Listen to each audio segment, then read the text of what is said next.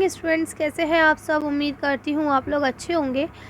आज हम लोग पढ़ने वाले हैं आपकी वर्कशीट नंबर 1। ये आपकी मैथ्स की वर्कशीट है क्लास 7 की। इसकी इंग्लिश मीडियम भी मैंने अपलोड कर दी है। अब ये हिंदी मीडियम में बना रही हूँ, ठीक है। तो अगर आप इंग्लिश मीडियम के स्टूडेंट्स हैं तो वो आप देख सकते हैं। इसी के साथ एक वर्कशीट आपकी इंग्लिश की आई है जो 7th और 8th क्लास की एक जैसी है, तो वो भी अपलोड कर दी है, आप लोग वो भी देख सकते हैं, ठीक है। चलिए तो पढ़ना शुरू करते हैं। पहले आप लोग इसे अच्छे से लेबल कर लेंगे, डेट डाल देंगे, वर्कशीट नंबर 1 लिख लेंगे, सब्जेक्ट लिख लेंगे, क्लास लिख लेंगे, अपना नाम, अपने सब्जेक्ट टीचर का नाम, ठीक है, जो भी आपको ये विषय पढ़ा रहे हैं उनका नाम। चलिए तो पढ़ना शुरू करते हैं। अब देखिए यहाँ लिखा है सभी प्रश्नों को पूरा करें, यानी कि कोई भी प्रश्न आपको छोड़ना नहीं है, आपको सारे प्रश्न बताने हैं।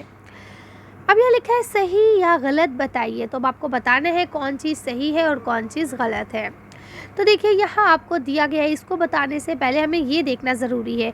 तो देखिए सबसे पहले आपके प्राकृतिक संख्या आती है। प्राकृतिक संख्या उन्हें कहते हैं। अभी मैं आपसे कहूँ कि बेटा मुझे काउंटिंग सुनाइए, गिनती सुनाइए, तो आप कहाँ से सुनाएंगे? 1 2 3 4 यही सुनाएंगे ना। तो हम जो ये 1 2 3 4 से काउंटिंग पढ़ते हैं, ये आपकी प्राकृतिक संख्या कहलाती है। जबकि पूर्ण संख्या क्या होती है? अगर वहीं आप 0 से काउंटिंग शुरू कर दें, 0 1 2 3 4, तो ये आपकी पूर्ण संख्या होती है, ठीक है। इसके अलावा अगर वहीं आप माइनस से काउंटिंग शुरू करें, -5 -4 -3 -2 -1 0 1 2 3, ठीक है, तो ये आपकी पूरक संख्या होती है। क्लियर है? तो अब देखिए यहाँ आपको क्वेश्चन दिया गया है, 0 जो है वो सबसे छोटी प्राकृतिक संख्या है, तो नहीं है। क्यों? ये गलत है, गलत गलत, ये गलत है। क्यों गलत है? क्योंकि सबसे छोटी प्राकृतिक संख्या जो है वो आपका 1 है, ना कि 0। 0 आपका सबसे छोटा पूरक संख्या है, ठीक है। अब यहाँ लिखा है कि -7 जो है वो एक पूर्णांक नहीं है, तो पूर्णांक है वो। क्यों? क्योंकि वो माइनस में है और माइनस की डिजिट ही पूर्णांक में आती हैं, तो ये भी आपका गलत हो जाएगा। इसमें भी आप लिख देंगे गलत गलत। क्लियर है? आगे चलते हैं। अब यह लिखा है नीचे दी गई तालिका को पूरा करें और दिए गए प्रश्नों के उत्तर तालिका का उपयोग करके लिखें, ठीक है। तो अब आपको यहाँ पे तालिका जो टेबल दी गई है इसे कंप्लीट करना है। इसी के साथ आप देख पा रहे हैं, ये देखिए नीचे मैं भी आपको दिखा देती हूँ। ये देखिए ये आपको 1 2 और 3 क्वेश्चंस दिए गए हैं, तो इन्हें आपको करना है, ठीक है, इस तालिका के आधार पर। चलिए तो पहले हम लोग तालिका को पढ़ते हैं। तालिका को पढ़ने से पहले यहाँ हम देख लेते हैं कि हमें करना क्या है। तो देखिए यहाँ पे आपको 1 से 16 तक गिनती दी गई है। साथ में लिखा है सम संख्याएं। सम संख्या वो होती है जो 2 से भाग हो जाती है, ठीक है। विषम संख्या वो होती है जो 2 से भाग नहीं होती। अभाज्य संख्या उन्हें कहा जाता है जो आपके या तो 1 से जाएंगी या सिर्फ अपने टेबल से भाज्य होंगी। यानी अगर हम उन्हें भाज्य करेंगे तो वो या तो 1 से भाज्य होंगी या अपने टेबल से होंगी। यानी अब जैसे 7 है तो 7 या तो 1 के पहाड़े में जाएगा या खुद अपने पहाड़े में जाएगा। 2 3 4 5 किसी और के पहाड़े में नहीं आएगा। या 5 देख लें तो 5 या तो 1 के पहाड़े से कटेगा या खुद अपने पहाड़े से, यानी 5 के पहाड़े से कटेगा। तो ये संख्या आपकी अभाज्य संख्या कहलाती है। अब हम बात करते हैं भाज्य संख्याओं की। तो भाज्य संख्याएं वो होती है जिनका गुणनखंड जो है वो 2 से ज़्यादा हो। जैसे कि आप देख पा रहे हैं यहाँ इनका गुणनखंड 1 या 2 है ना, तो इसलिए ये अभाज्य नहीं है। लेकिन अगर आप देखें तो यहाँ इसका देखिए 1 2 3, यहाँ पे जो आपके गुणनखंड की संख्या है वो कितनी है? 3 है। तो देखिए ये 2 से ज़्यादा है, इसलिए इस पर हमने टिक लगा दिया, ठीक है। तो अब हमें ये तालिका भरनी है, तो चलिए इसे भर लेते हैं। अब देखिए क्या 1 2 के टेबल से भाज्य हो सकता है, भाग हो सकता है? नहीं हो सकता, ठीक है। 2 हो जाता है, 3 नहीं होता, 4 हो जाता है, 5 नहीं होता, 6 हो जाता है, 7 नहीं होता, 8 हो जाता है, ठीक है। 9 नहीं होता, 10 हो जाता है, 11 नहीं होता, 12 हो जाता है, 13 नहीं होता, 14 हो जाता है, ठीक है। अब हम बात करते हैं आगे। तो अब वो नंबर जो 2 के टेबल से नहीं कटते हैं, तो देखिए 3 नहीं कटता, 5 नहीं कटता, 7 नहीं कटता, 9 नहीं कटता, है ना। उसके बाद 11 नहीं कटता, फिर आपका 13 नहीं कटता, इसके अलावा 15 नहीं कटता। यानी कि अगर आप देखें तो 3 5 7 9 11 13 और 15 ये ऐसे डिजिट है, ऐसे नंबर हैं, ऐसी संख्याएं हैं जो 2 के पहाड़े में नहीं आती, ठीक है। आगे चलते हैं। अब हमें यहाँ पे हम लोग ने पढ़ लिया था जैसे कि अभाज्य संख्या है। अभाज्य संख्याएं वह होती है जो या तो अपने टेबल से कटती हैं या फिर आपके 1 के टेबल से कटती हैं। तो जैसे कि इसमें 2 हो गया, 3 हो गया, ठीक है। इसके अलावा आपका 5 हो गया, 5 के बाद आप देखें तो आपका 7 हो गया, ये अपने टेबल से कटेंगे या फिर 1 के टेबल से। इसके अलावा 11 हो गया और 11 के बाद हो गया आपका 13, ठीक है। 15 जो है देखिए आपके 3 के टेबल में आ जाता है, 5 के टेबल में आ जाता है ना। तो वो पहाड़े, वो संख्या जो सिर्फ़ और सिर्फ़ या तो एक के पहाड़े से कटेंगी या अपने खुद के पहाड़े से कटेंगी, ठीक है। अब हम बात करते हैं भाज्य संख्याओं की। तो भाज्य संख्या मैंने अभी आपको बताया वो होती है जिसके भाज्य गुणनखंड जो है वो 2 से ज़्यादा हो। किससे ज़्यादा हो? 2 से ज़्यादा, ठीक है। तो अब ये आपने टिक लगा दिया, अब मैं इसे रब करने जा रही हूँ, ठीक। अब हम आगे का पढ़ेंगे। अब देखिए यहाँ पे आता है भाज्य संख्या। तो इसको करने के लिए हमें पहले गुणनखंड करना पड़ेगा और उसकी संख्या लिखनी पड़ेगी, उसी के बाद हमें पता चलेगा कि ये क्या है, ठीक है। तो गुणनखंड हम कैसे करते हैं? गुणनखंड करने का मतलब बस ये होता है कि हमें ये देखना है कि ये जो नंबर है ये किस किस के पहाड़े में आता है। तो देखिए आपका 3 जो है वो 1 के पहाड़े में आता है या फिर 3 के पहाड़े में आता है, ठीक। तो इस हिसाब से उसके कितने वो बने, आपके गुणनखंड की संख्या कितनी हुई? 2, 1 और 1 2, ठीक है। इसके बाद आप देखिए 4। तो 4 आपके किस किस के पहाड़े में आता है? जल्दी जल्दी बताइए। 4 देखिए आपका 1 के पहाड़े में भी आता है, 2 के पहाड़े में भी आता है और 4 के पहाड़े में भी आता है। तो इसके जो गुणनखंड की संख्या हुई वो कितनी हुई? 3 हुई। आ रही है समझ में? इसके बाद अगर हम बात करें 5 की, तो देखिए 5 क्या है? 5 या तो 1 के पहाड़े से जाएगा या सिर्फ अपने 5 के पहाड़े से जाएगा। तो इसकी संख्या कितनी हुई? 2। इनके बीच में आप कॉमा लगा लेंगे बेटा, क्योंकि मेरे पास आप लोग देख पा रहे हैं स्पेस कम है और इतनी महीन पेंसिल नहीं चल पा रही है, तो इसलिए आप लोग अपने आप से यहाँ कॉमा लगा लेंगे इनके बीच में, ठीक है। आगे देखते हैं, अगला आपका है 6, ठीक है। तो अब आप बताइए 6 जो है वो कौन कौन से टेबल में आता है? देखिए 1 के टेबल में आता है, 2 के टेबल में भी आता है, 3 के टेबल में भी आता है और अपने टेबल में आता है, ठीक। तो कितनी टेबल हो गए टोटल? 4, यानी 4 टेबल में आता है। अब हम बात करें 7 की, तो देखिए 7 जो है या तो सिर्फ अपने टेबल में आता है या 1 के टेबल में आता है। तो इसके कितने हुए? 2 हुए, ठीक है। अब अगर हम बात करें 8 की, तो देखिए 8 आपका 1 के टेबल में भी आता है, 2 के टेबल में भी आता है, 4 के टेबल में भी आता है और 8 के टेबल में भी आता है। तो इसके कितने निकले आपके? 4, यानी कितने पहाड़ों में आता है? 4 पहाड़ों में, ठीक है। 9 का आपको दिया गया है, देखिए 9 1 के पहाड़ में भी आता है, 3 के पहाड़ में भी आता है और 9 के पहाड़ में भी आता है। तो इसके कितने बने? 3 बने, ठीक है। आगे चलते हैं, अब हम बात करते हैं 10 की। तो 10 देखिए आपका 1 के पहाड़े में आता है, 2 के पहाड़े में आता है, फिर 5 के पहाड़े में आता है और फिर खुद के यानी 10 के पहाड़े में आता है। तो इसके कितने बने? 4 बने, ठीक है। अब हम आगे बात करते हैं 11 की। तो 11 या तो अपने पहाड़े में आता है या 1 के पहाड़े में आता है, तो इसके 2 ही बने, ठीक है। अगर हम बात करें 12 की, तो देखिए 12 अपने 1 में आता है, 2 में आता है, 3 में आता है, 4 में आता है, 6 में आता है और 12 में आता है ना। इतने पहाड़ों में आता है, यानी टोटल कितने पहाड़ों में आता है? ये 6 पहाड़ों में आता है, ठीक है। 6 टेबल्स पे ही आता है। अब अगर हम बात करें 13 की, तो 13 या तो 1 में आता है या अपने टेबल में आता है, तो इसके सिर्फ 2 ही बनेंगे, ठीक है। अब अगर हम बात करें आपके 14 की, तो देखिए 14 1 के टेबल में भी आता है, 2 के टेबल में भी आता है, 7 के टेबल में भी आता है और 14 के टेबल में भी आता है।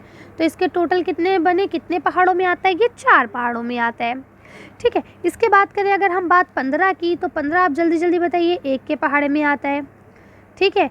और आपके किसके पहाड़े में आता है? 3 के पहाड़े में आता है और किस में आता है? 5 में आता है। इसके अलावा 15 में आता है, ठीक है। तो आपके यहाँ कितने बने? इसके 4 बने। अब बात करें अगर 16 की, तो देखिए 16 आपको दिया गया है, 1 के पहाड़े में आता है, 2 के पहाड़े में आता है, 4 के पहाड़े में 4 चौक 16 हो जाता है, 8 के पहाड़े में आता है, 8 दूनी 16 और 16 खुद के पहाड़े में आता है। तो टोटल कितने पहाड़ों में आता है? 5 पहाड़ों में, ठीक है। तो अब यहाँ आपको कहते हैं, क्या आपने देखा कि अभाज्य संख्याओं के केवल 2 ही गुणनखंड होते हैं? तो ये बात बिल्कुल ठीक है। अभाज्य जितनी संख्या होती है उनके केवल 2 ही गुणनखंड होते हैं। उसका क्या रीज़न है, क्या वजह है उनकी? क्योंकि या तो वो 1 से जाते हैं या फिर वो अपने पहाड़े से जाते हैं। तो इसीलिए गुणनखंड की कितनी संख्या हुई? सिर्फ 2, ठीक है। अब मैं इसे रब कर रही हूँ, चलिए आगे पढ़ते हैं। तो अब यहाँ आप बता सकते हैं अभाज्य संख्याएं कौन कौन सी हैं। यहाँ इसके अकॉर्डिंग अब आपको बताना, यानी वो संख्या जिसमें 2 से ज़्यादा गुणनखंड है आपके, ठीक है। तो सबसे पहले इसमें आपका आता है 4, ठीक है। 4 के बाद आपका इसमें आएगा 6, 6 के बाद इसमें आएगा 9, ठीक है। 8 भी आएगा, ठीक है। 8 और 9 दोनों आ जाएंगे। उसके बाद 10 भी आ जाएगा आपका, 11 नहीं आएगा, 12 आ जाएगा, 13 नहीं आएगा, 14 और 15 भी आ जाएगा, ठीक है। ये अभी हमने यहाँ जो नंबर लिखे गए उसके अकॉर्डिंग ये हमने किया है कि किसके कितने नंबर थे, ठीक है। चलिए आगे चलते हैं। अब यहाँ पहला क्वेश्चन आपसे पूछा गया है, वे सभी संख्या लिखिए जिनके गुणनखंड जो थे वो विषम संख्या में थे। विषम संख्या किसे कहा जाता है? अभी आपने पढ़ा सम और विषम। विषम का मतलब होता है जो 2 से ना कटे। तो आपको पता है कि ये डिजिट थी ना, यहाँ से हमें ये देखना है कि इनकी कौन सा डिजिट है। तो देखिए आपने देखा 1 जो है उसका गुणनखंड 1 था खाली। फिर इसके बाद आपने देखा होगा 4 का गुणनखंड जो था वो आपका 2 था, यानी आपका 2 से ज़्यादा नहीं था, है ना, विषम संख्या में नहीं था, 3 था। ठीक है, तो इसका 4 हो जाएगा। इसके अलावा 9 का जो है वो भी आपकी विषम संख्या है, यानी 3 आ रहे हैं इसके गुणनखंड। इसके बाद आपका आता है 16 के गुणनखंड 5 आ रहे हैं। ठीक है, तो ये आपके 2 से नहीं कटेंगे। इसके अलावा आपके जितने भी बचते हैं वो सारे आपके दूसरे नंबर में आएंगे। वे सभी संख्याएं लिखिए जिनके गुणनखंड सम है। ठीक है, यानी यहाँ जो डिजिट अभी आई है वो सम हो, यानी 2 हो, 4 हो, 6 हो। ठीक है, तो आप यहाँ पे लिखेंगे 2 का 2, 3, 5, 6, 7, 8। ठीक है, इसके अलावा आपका 8 के बाद 10, 10 के बाद 11, 12, ठीक है, 13, 14 और 15। ठीक है, ये ऐसी संख्याएं हैं जिनके गुणनखंड की जो संख्या है, यानी जो यहाँ आई होगी आप देखेंगे वो या तो 2 होगी या 4 होगी या 6 होगी। आप देख लीजिएगा एक बार। ठीक है, क्योंकि अब मैंने यहाँ से रब कर दिया ना, बहुत खिचड़ी पक गई थी। चलिए खैर आगे चलते हैं। अब ये आपको लास्ट क्वेश्चन दिया गया है, 10 और 12 के सार्वगुण गुणनखंड लिखिए, यानी कि 10 का गुणनखंड कीजिए और 12 के गुणनखंड कीजिए, जो सेम हो वही आपको लिखना है। देखिए 10 अपने टेबल से जाएगा, 2 के टेबल से जाएगा, 5 के टेबल से जाएगा, या फिर अपने टेबल 10 से जाएगा। अगर हम बात करें 12 की तो 1 से भी जाएगा, 2 से भी जाएगा, 3 से भी जाएगा, 4 से भी जाएगा और फिर अपने टेबल से जाएगा, यहाँ 6 से भी जाएगा। ठीक है, तब आपने देखा सिर्फ इसमें 1 और 2 ही ऐसे हैं जो दोनों में कॉमन है, तो बस आपका इसका आंसर 1 और 2 हो जाएगा। यानी 10 और 12 के जो सब गुणनखंड है वो कौन है? 1 और 2। बाकी देखिए सब अलग अलग है। ठीक है, चलिए आगे चलते हैं। अब यहाँ आपको अगला क्वेश्चन दिया गया है, छायांकित भाग को भिन्न से सम्मिलित कीजिए, यानी मैचिंग करना है। तो देखिए अब यहाँ नीचे जो डिजिट होती है इसका मतलब है पिक्चर को उतने हिस्सों में डिवाइड किया गया है, और ऊपर जो डिजिट होती है इसका मतलब ये होता है कि उतने में कलर भरा गया है। अब आप देख पा रहे हैं यहाँ लिखा है 2 डिवाइडेड बाय 1। ठीक है, यानी अब तस्वीर ऐसी जो 2 हिस्सों में बटी हो और एक हिस्से कलर हो, तो ये देखिए ये ऐसे इसमें मिल जाएगा। 2 हिस्सों में बटी है, एक हिस्सा कलर है। अब यह लिखा है, तो यहाँ पे आपको ऐसी तस्वीर लेनी है जो 3 हिस्सों में बटी है और एक हिस्सा कलर है, तो वो इससे मिल जाएगा। अब यहाँ आपको ऐसी तस्वीर लिखनी है जिसमें 4 हिस्सों में 4 हिस्सों में बटी है और एक हिस्से में ही कलर है।